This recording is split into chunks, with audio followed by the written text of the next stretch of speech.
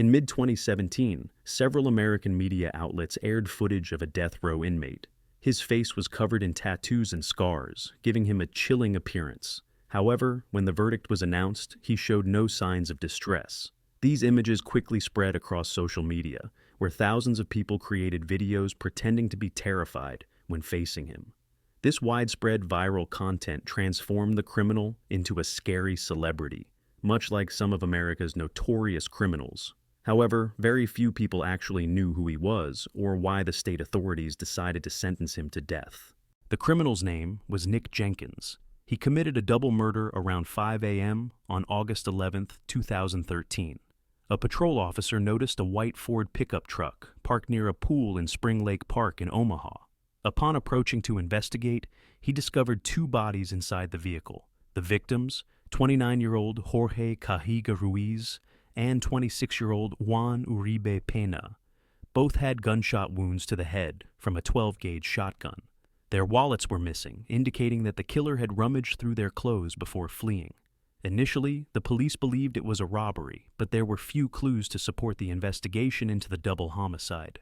8 days later, on the morning of August 19th, 22-year-old Curtis Bradford was found dead right outside his home, lying in the street between 18th and Clark Streets. He had been shot twice with a 12-gauge shotgun, once in the back of the head and once in the chest.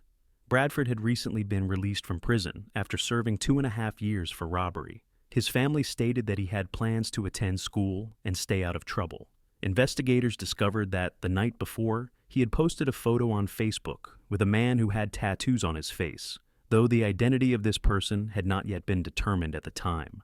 Just 2 days later, at 2:15 a.m. on August 21st, at the intersection of 168th Street and 4th Street, a deputy sheriff discovered a body on the road after receiving a report of gunshots. The victim was identified as 33-year-old Andre Yakrug, who had been shot 3 times with a 9mm handgun, one of the shots hitting his neck.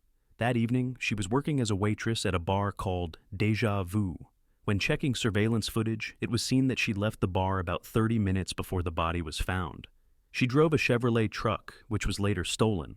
A few hours later, the truck was found 19 kilometers from the scene and showed signs of being set on fire. Authorities were concerned, as this was clearly not a random incident, but the 4th murder in less than 2 weeks.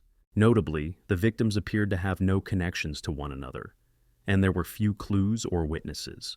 Despite the media coverage and public outcry over these 4 murders, no one suggested that they might be related to avoid causing panic. The investigation was quietly carried out by the Douglas County Sheriff's Office, Omaha Police Department, U.S. Marshals, and the FBI, although they were concerned that more bodies could emerge at any time. However, on August 30th, a surviving victim changed everything. Thanks to cooperation between law enforcement agencies, they finally captured a suspect, 26-year-old Nick Jenkins. His wife, Zaylon Jenkins, had called 911 to report that she and her family were being threatened. She stated that the man had a gun and that she feared for her safety. Jenkins had a lengthy criminal record, having served over 10 years for car theft, and was known for his violent tendencies. If he indeed had a gun, releasing him back into society posed a significant risk. Police reviewed surveillance footage from the building and discovered Jenkins carrying a strange package into his apartment. This was enough to obtain a search warrant. Inside Jenkins' apartment, they found a 12-gauge shotgun and a 9mm 995 carbine handgun. Ballistics tests confirmed that the shotgun found in Jenkins' home was the weapon used to kill Jorge Cajiga Ruiz, Juan Uribe Pena, and Curtis Bradford. The shotgun also had bloodstains on it, and DNA testing matched it to Curtis Bradford. Notably, just hours before his death, Curtis Bradford had posted a photo on Facebook with Nick Jenkins, which clearly wasn't a coincidence. They appeared to have known each other from prison. In the case of Andre Yakrug, evidence showed that she had been killed by the 9mm handgun found in Jenkins' home. Additionally, police collected 2 surveillance videos showing Jenkins and his uncle near the scene of Andre Yakrug's murder, while his mother was recorded purchasing ammunition used in the crimes at a store. All the evidence not only linked Nick Jenkins to the murders, but also implicated several members of his family who were later arrested for their involvement. On September 3, 2003, 4 days after his arrest, Nick Jenkins was interrogated by 2 investigators, Although he appeared deeply distressed, claiming to have schizophrenia and bipolar disorder, and complaining about not receiving his medication under pressure from the police, he admitted to being the suspect in all 4 murders. Jenkins insisted that he had a serious mental illness and heard the voice of the Egyptian god Apophis ordering him to kill. While authorities suspected he was faking insanity, he did have a history of mental illness, which could potentially help him be found not guilty in a future trial. Nick Jenkins was born on September 16, 1986, in Colorado, and grew up in an unstable family. His parents, siblings, and extended family were involved in at least 150 criminal activities, ranging from theft, robbery, alcohol and drug addiction, drug trafficking, to child neglect, leading to 7 members of 2 generations being convicted. Jenkins endured both physical and psychological abuse from an early age. His mother was abusive, often beating him, while his father suffered from bipolar disorder, alcoholism, and drug addiction, eventually abandoning the family years later. Jenkins became an unstable and reckless child. At the age of 7, he was caught bringing a loaded gun to school and frequently threatened and physically assaulted his classmates. His antisocial behavior grew more severe, and by the age of 8, he was sent to a juvenile detention center. Psychiatrists concluded that he not only suffered from stress and insomnia, but also had bipolar disorder and attachment disorder, often talking to himself and hearing voices that urged him to act.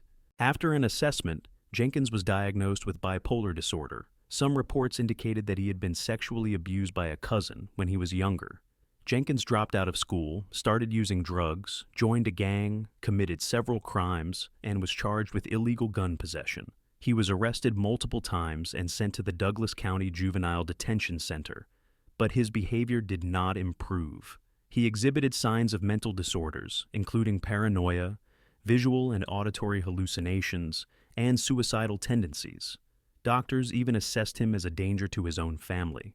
In 2003, at the age of 17, Jenkins was charged with armed robbery in connection to 2 carjackings and was sentenced to 18 years in prison at the Tecumseh State Prison. During his sentence, he continued to engage in aggressive behavior toward inmates and correctional officers. By mid-2005, he was placed in solitary confinement, spending 23 hours a day locked up. Due to behavioral issues, he was continuously punished throughout his time in prison. Jenkins changed his appearance by tattooing his entire face, making him look more intimidating. He met Yolanda Moore, a 19-year-old inmate serving time with him, and they married in 2010. However, in 2011, Jenkins attacked 2 correctional officers, which added 4 more years to his sentence, raising his total time served to 21 years. Despite this, Jenkins was released on July 30, 2013, after serving 10 years, only half of his sentence. Just days after his release, he began his killing spree. By November of that year, Jenkins sent a letter to the Omaha World-Herald, expressing regret and stating that he did not intend to kill anyone. While he admitted to the 4 murders, he claimed to have acted on orders from the Egyptian god Apophis, a serpent god who demanded human sacrifices. He also criticized the Nebraska correctional system, stating that 6 months before his release, he had warned prison staff about his schizophrenia and the voices urging him to commit dangerous acts, but his concerns were ignored. Even before his wife, Yolanda Jenkins, was released, she had warned that her husband was a danger to society. In February 2014, Jenkins filed a federal lawsuit against the state of Nebraska, seeking $24.5 million in compensation for his release. His defense attorney presented evidence of his long history of mental illness, arguing that he was not legally responsible due to his condition.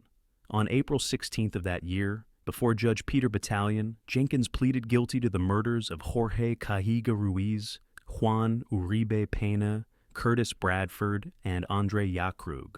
However, the trial was postponed indefinitely due to his behavior. Jenkins represented himself but exhibited bizarre conduct, speaking incoherently and using incomprehensible language. Ultimately, the court decided to send him to a psychiatric hospital for an expert evaluation before sentencing. Jenkins' mental state quickly deteriorated. He not only continued to hear the voice of the Egyptian god, but also drank his own urine, ate feces, and cut deeply into his own body with a razor. Despite increased security in the prison, other inmates smuggled sharp objects in food trays or slid them through cracks in his cell door.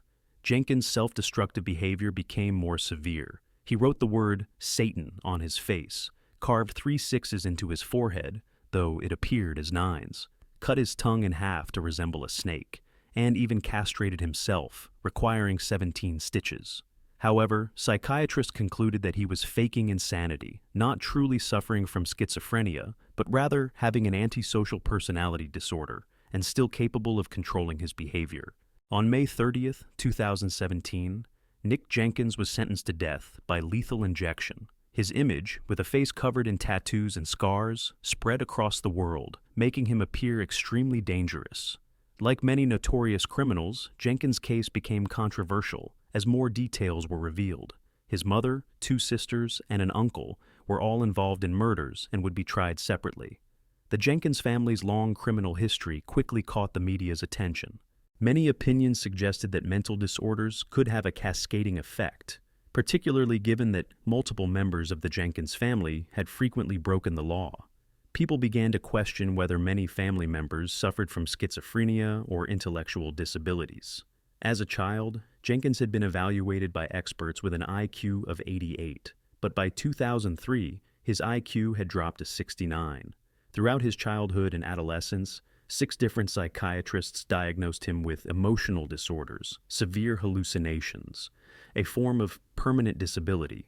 Symptoms such as hearing voices, hallucinations, aggression, paranoia, and self-harm aligned with schizophrenia, and many signs appeared from an early age, making it hard to argue that they were feigned. Furthermore, from 2003 to 2013, Jenkins spent more than 3/4 of his time in solitary confinement, an abnormal condition that could severely damage his mental state. Criticism of the prison and justice system quickly emerged. Detaining an untreated mentally ill patient in solitary confinement had created an extremely dangerous criminal. Several correctional officers reported that Jenkins had said that when he was released, he would go on a killing spree, but he also expressed that he didn't want to be released and had warned the parole board about his mental condition. Despite suffering from severe mental illness, he was kept in solitary confinement for many years before being sentenced to death, worsening his condition. However, he was deemed competent to stand trial and ultimately received the death sentence. This decision has sparked controversy in public opinion. Some argue that he was simply a mentally ill patient abandoned by the system, rather than a cold-blooded killer. Currently, Nick Jenkins is awaiting execution. He attempted suicide twice in 2018 and 2019 by slashing his throat and using a sharp brick to stab himself in the eye. Psychologists believe that prolonged solitary confinement can cause panic, depression, paranoia, and hallucinations. For someone with a mental illness like Jenkins, the impact of this confinement is catastrophic. In an interview, he stated that when prison becomes too painful, it becomes toxic, the system collapses. And when criminals are released, they may bear the consequences of that trauma, leading to a vicious cycle of hatred and violence. Despite this, Nick Jenkins' actions remain unforgivable, as he committed crimes against innocent people. This case raises important questions about how criminals should be incarcerated, how to avoid causing excessive suffering, while also ensuring the safety of society.